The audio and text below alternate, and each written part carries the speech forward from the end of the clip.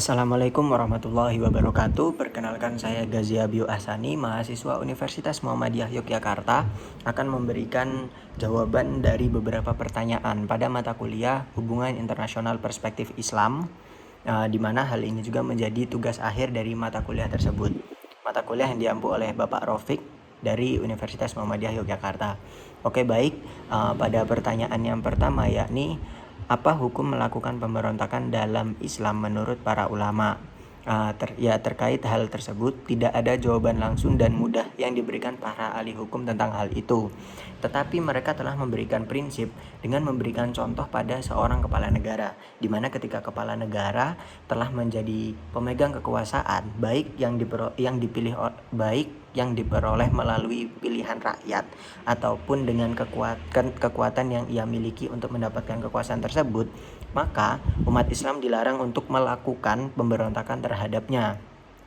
Karenanya, untuk mendapatkan jawaban yang jelas atas pertanyaan tersebut, maka perlu dipaparkan sejumlah studi kasus ataupun kasus tentang kepala negara yang dibahas oleh para ahli ulama terhadap kategori-kategori diperbolehkan atau tidak diperbolehkannya. Namun, secara mudahnya hal itu dapat dikerucutkan pada dua hal, di mana tidak diperbolehkan. Yang pertama, tidak diperbolehkan untuk melakukan pemberontakan terhadap penguasa ataupun kepala negara ketika kepala negara tersebut telah melaksanakan kewajibannya, telah menunaikan kewajibannya selaku kepala negara, dan telah memberikan keadilan dan kemakmuran ataupun memberikan hal-hal yang terbaik bagi masyarakatnya di wilayah yang ia pimpin tersebut.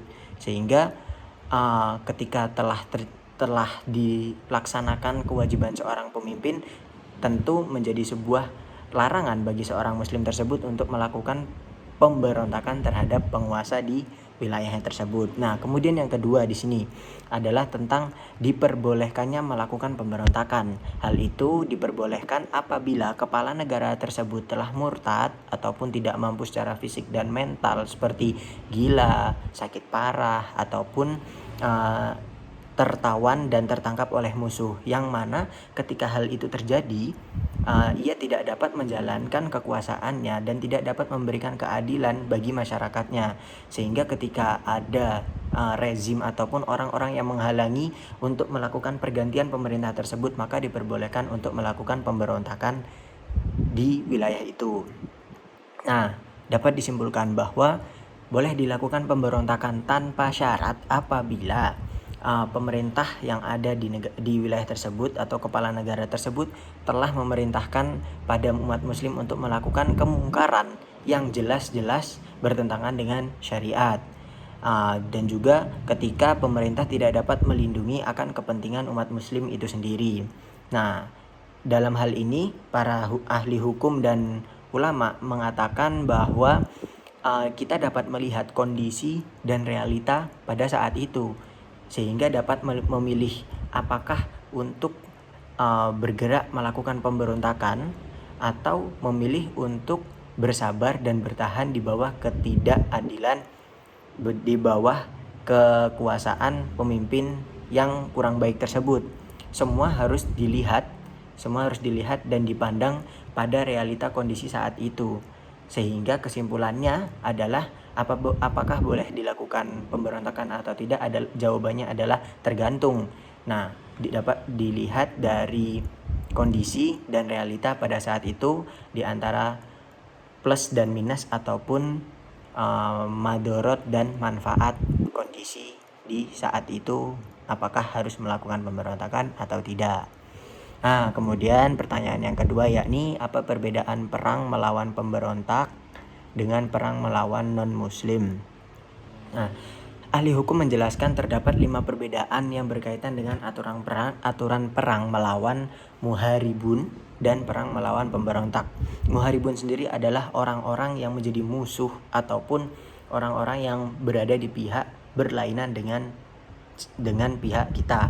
Nah, sehingga muharibun tidak dapat digolongkan sama dengan pemberontak, sebab pemberontak adalah orang-orang yang masih berada di pihak kita namun ia melakukan mungkin revolusi ataupun sebuah tindakan untuk mendapatkan kepentingan mereka. Nah, Aturan-aturan ataupun perbedaan tersebut adalah yang pertama, mengenai pembunuhan dalam peperangan. Diperbolehkan dengan sengaja berusaha untuk membunuh muharibun tersebut atau musuh tersebut selama pertempuran. Namun terhadap pemberontak kita tidak diperbolehkan untuk melakukan pembunuhan secara sengaja dan menjadikan mereka target. Hal itu disebabkan tujuan perang melawan pemberontak adalah hanya untuk membuat mereka taat kembali pada pemerintah ataupun penguasa. Berbeda dengan muharibun yang memang mereka berusaha untuk mengalahkan satu sama lain. Sehingga poin yang pertama adalah tentang pembunuhan. Diperbolehkannya menjadikan muharibun sebagai target sasaran dan tidak diperbolehkan pemberontak dibunuh dan dijadikan target sasaran. Kemudian yang kedua yakni tidak seperti pemberontak, muharibun harus bertanggung jawab atas kerugian yang ditimbulkan terhadap kehidupan dan harta benda selama pertempuran.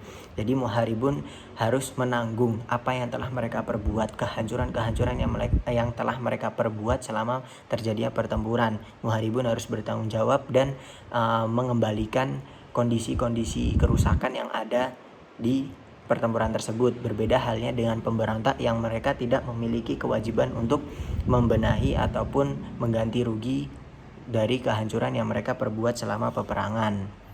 Kemudian selanjutnya perbedaannya adalah muharibun yang ditangkap selama perang boleh dipenjara, namun pemberontak yang tertangkap selama peperangan tidak diperbolehkan untuk dipenjara. Mereka harus dibebaskan ketika berakhirnya perang. Nah, kemudian ada lagi tentang pajak yang dipungut oleh muharibun akan dipungut kembali, tidak seperti pajak yang dipungut oleh pemberontak, di mana ketika pajak yang pajak yang dilakukan oleh muharibun, hal itu harus dipungut kembali dari mereka dan dikembalikan. Namun pajak yang dilakukan oleh pemberontak tidak harus dilanjutkan. Nah, dan yang terakhir, sebagaimana tadi yang disampaikan di awal, muharibun boleh diburu dan dijadikan sasaran apabila mereka melarikan diri dari pertempuran. Mereka dapat dibunuh dan ditangkap.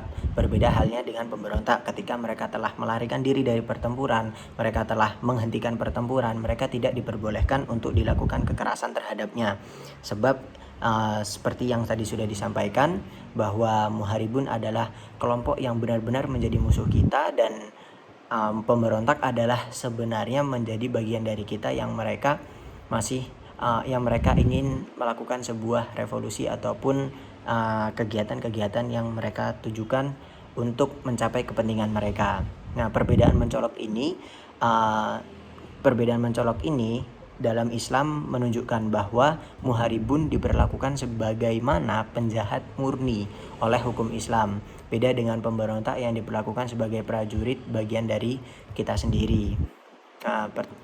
Kemudian pertanyaan yang terakhir yakni bagaimana perbandingan antara definisi terorisme menurut Islam dan FBI. Menurut FBI sendiri, terorisme adalah penggunaan kekuatan dan kekerasan yang tidak sah untuk mencapai tujuan politik atau sosial dengan mengintimidasi pemerintahan maupun masyarakat sipil serta merusak harta benda yang ada. Nah, sedangkan menurut Islam, terorisme dianggap sebagai tindakan yang menyerukan pada kehancuran, intimidasi, dan ketidakberdayaan pada sebuah golongan. Nah, dalam pandangan Majelis Fikih Islam dan ahli hukum Islam, penggunaan kata agama dihilangkan sebab tindakan terorisme tidak hanya berkaitan dengan umat muslim. Tidak hanya umat muslimlah yang melakukan sebuah tindakan terorisme. Namun hal itu dapat dilakukan oleh siapapun, hal itu dapat dilakukan oleh orang dengan latar belakang apapun, sehingga kata agama dalam definisi terorisme seharusnya itu sudah dihapuskan, sebab terorisme bukanlah tindakan seorang muslim, namun itu adalah tindakan general yang dapat dilakukan oleh siapapun. Kemudian dapat dicatat pula bahwa kategori dan hukum terhadap pelaku terorisme dapat berubah seiring berjalannya waktu. Nah, meskipun dipahami bahwa hirobah dan terorisme memiliki kesamaan, sebab hirobah terjadi di masa lampau dan terorisme merupakan fenomena di masa kini dengan dukungan dan fasilitas yang lebih kompleks. Nah, kita dapat memahami bahwasanya kita memang dapat menggolongkan terorisme adalah bagian dari hirobah, sebab hirobah ataupun terorisme adalah menghancurkan ataupun melakukan sebuah kemungkaran, melakukan sebuah penghancuran, melakukan sebuah kejahatan yang dimana hal itu menganiaya ataupun dapat menyebabkan kerugian bagi sebuah wilayah ataupun bagi kehidupan masyarakat pada umumnya. Nah, namun jika kita berangkat dari kata hirobah, kita berangkat dari hukum hirobah itu sendiri, kita tidak dapat menyamaratakan saat ini antara hukum hirobah dengan hukum terorisme, sebab hirobah terjadi di masa lampau, di masa dahulu kala, dan terorisme adalah fenomena masa kini. Nah, kita tidak menjadi kurang tepat apabila kita mengambil hukum hirobah digunakan saat ini pada menyikapi terorisme secara saklek ataupun secara langsung keseluruhan.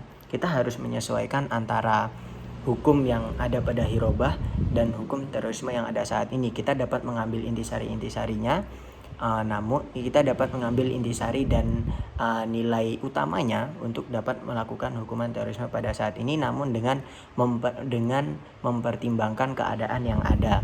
Jadi kesimpulan dari pandangan terorisme menurut FBI dan Islam adalah terletak pada pelaku, bahwasanya pelaku terorisme bukan hanya dari orang yang beragama